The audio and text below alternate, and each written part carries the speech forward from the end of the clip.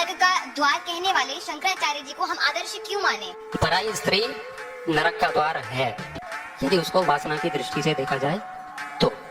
क्या लिखा है ये महत्वपूर्ण नहीं है, क्यों लिखा है ये महत्वपूर्ण है, किसके लिए लिखा है ये महत्वपूर्ण है। मात्र आप कुछ पंक्तियों को पढ़ करके उसका गलत अर्थ कर सकते हैं पर उसे समझ नहीं सकते।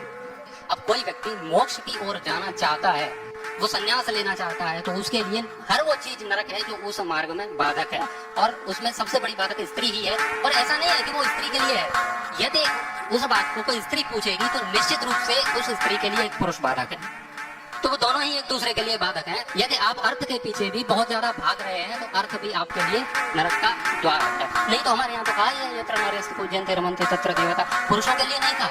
उपनिषद में कहा है स्त्री दर्शनात् संकल्प सिद्धि, उपनिषद का भाष्य भी आचार्य शंकर ने दिया है, और वो भी इस बात को कह रहे हैं यदि आपको स्वप्न में स्त्री देवी के स्वरूप में दिखती है तो आप जो भी संकल्प लेंगे वो उसकी सिद्धि हो जाएगी। Wake up to reality. आज तक ऋषि ध्यान से पूर्व अथवा पश्चात आने वाले तथाकथित लोगों ने, महंतों ने, संतों ने, गुरुओं ने क्या कहा? गृहस्थ नरक का द्वार है, नारी नरक का द्वार है।